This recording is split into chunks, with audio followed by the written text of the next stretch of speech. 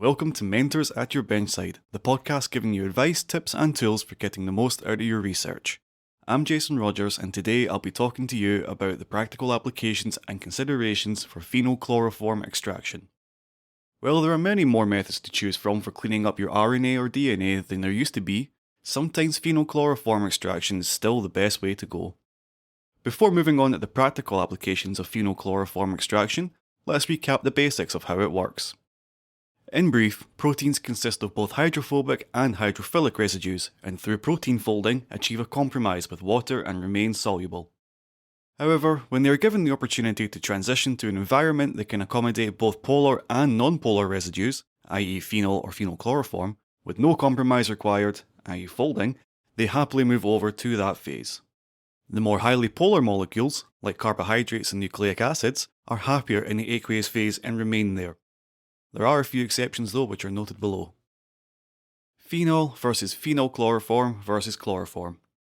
One of the most frequent questions we are asked when training someone is what the differences are between different organic phases used in phenol-chloroform extraction. Here is the breakdown as best as we understand them. What we are actually talking about here is buffer-saturated phenol, which consists of a solution that is actually about 72% phenol and 28% water. Since phenol is a weak acid, the solutions that we use have been equilibrated with buffer to bring the pH to a particular target, either acidic for RNA purification or slightly alkaline for DNA purification. In addition to a certain amount of water dissolving into the phenol, there is a certain amount of phenol that dissolves into the water, at equilibration. The aqueous phase will contain about 7% phenol. This is thought to aid in the extraction, as this dissolved phenol helps denature proteins while they are still in the aqueous solution. Buffer-saturated phenol has a density that is only slightly higher than that of water. Phenol-chloroform. This is a mixture of buffer-saturated phenol and chloroform, usually close to 1:1 for DNA purification, with other ratios sometimes used for RNA purification. Isoamyl alcohol is sometimes included as an anti-foaming agent but is generally thought to be an inert and optional addition. This solution is commonly used in lieu of buffer-saturated phenol for a couple of reasons. As mentioned above, the density of buffer-saturated phenol is only a little higher than water. So if your aqueous phase contains enough salt or any other solutes that would increase its density, then you could end up with phase inversion during extraction, where your aqueous phase is under the phenol rather than on top of it. Chloroform is significantly denser than water, so adding it to the organic phase increases the overall density of that phase, helping to prevent phase inversion. In addition, the chloroform, and some say isoamyl alcohol, helps reduce the interphase, the fuzzy border between the two phases populated by molecules that can't decide where they want to go. These can be partially denatured proteins, DNA depending on the pH, and or partially denatured DNA binding proteins that are still clinging to DNA, and it's a real pain in the butt. If you pipette off some of this material when removing the aqueous phase, then you decrease the purity of your sample. If you're too timid while pipetting, then you hurt your yield. If you have our luck, then whatever it was you wanted to keep most is sitting in it. Adding chloroform to the mix helps reduce this. Chloroform.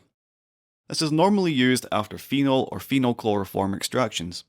While pure chloroform doesn't work as well as the organic solutions mentioned above for protein extraction, it works well for extracting phenol from aqueous solutions. Remember when we said that the aqueous phase contained around 7% phenol after equilibration? Do you also remember when we said phenol likes to denature proteins? If you don't get rid of the phenol in your now protein-free nucleic acid solution, or at least severely reduce it, it could come back to haunt you by partially or completely inhibiting enzymes that you treat the DNA or RNA with down the line. Presented with a nice chloroform home, however, the phenol will partition away from your nucleic acids.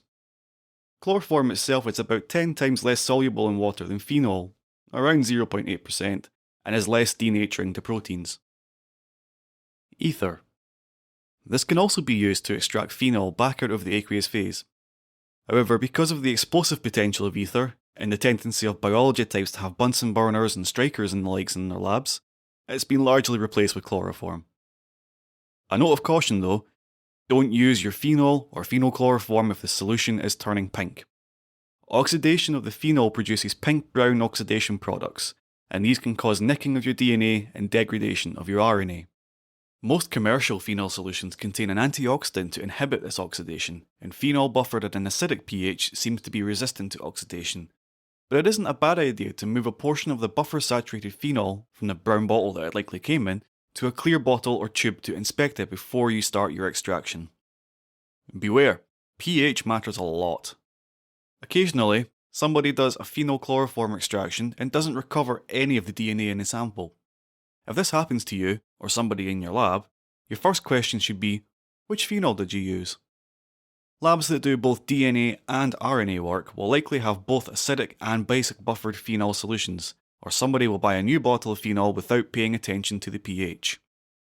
Extraction of DNA containing samples with acidic phenol results in the denaturation of the DNA, and once denatured, the DNA partitions to the organic phase.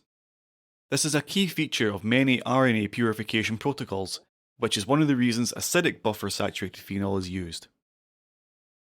Determining the pH of phenol.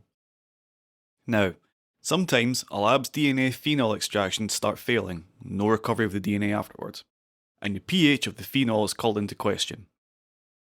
If you find yourself in this spot, you can't simply dip your pH meter into it, and you cannot use pH paper since the pH indicator in the paper was characterised in aqueous solutions. The method that we've used is to dilute 1 ml of the buffer-saturated phenol with 9 ml of 45% methanol, mix, and then measure the pH with a standard pH meter. Adjusting the pH of phenol. The safest way of adjusting the pH is by replacing the aqueous phase on top of the phenol solution with a fresh aliquot of around 100 millimolar buffered water, usually Tris pH 7.9 for DNA work.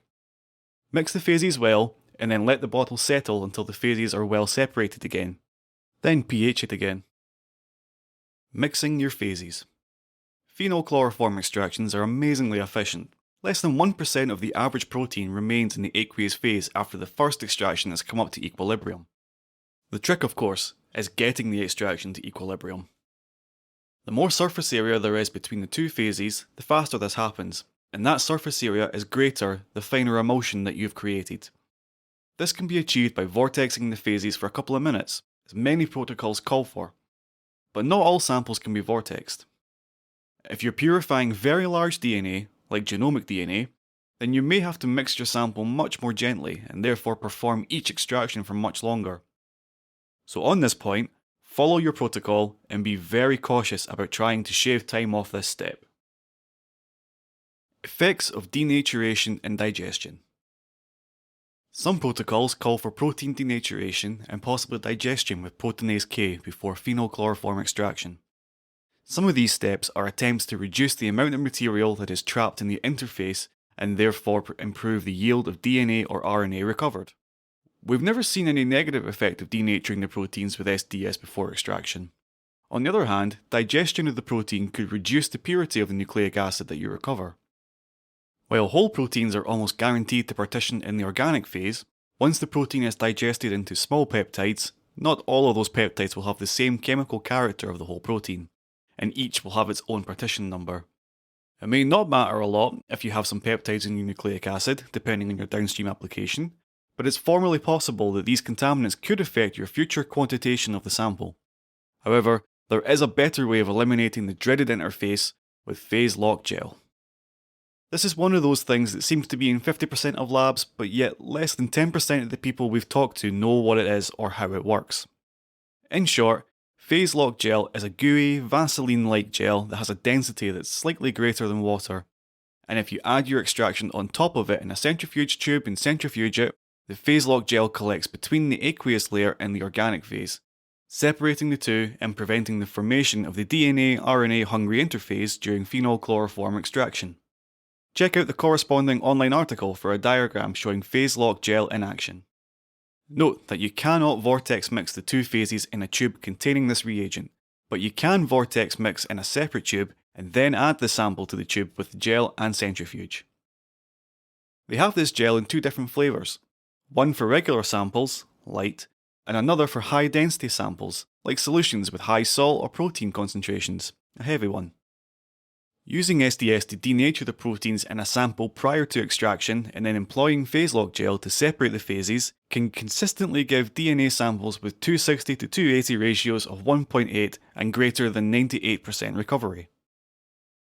Using vacuum grease as an alternative to phase lock gel. Silicon lubricant, aka vacuum grease, has been successfully used to help aid the recovery of nucleic acids. The addition of this grease, which is non-toxic and autoclavable, resulted in a tight interphase, allowing total recovery of the aqueous phase. Check out the online article for the corresponding reference. We've even had an enthusiastic Bitesize bioreader test out the method during their Phenol-Chloroform extractions. You can read their report on how successful vacuum grease is at a DIY phase separating gel on the website. And finally, a note of caution. It's easy to become complacent about the chemicals we use in the lab, especially when we use them regularly. Phenol is a particularly unpleasant chemical and is both toxic and corrosive, so make sure that you use the appropriate PPE, including suitable lab gloves and safety glasses, and know what to do in case of a spill or accident. So that's it for practical considerations of phenol-chloroform extraction. Check out the episode description for links to related articles and resources, and don't forget to subscribe to the podcast to get more help and advice from mentors at your Benchside.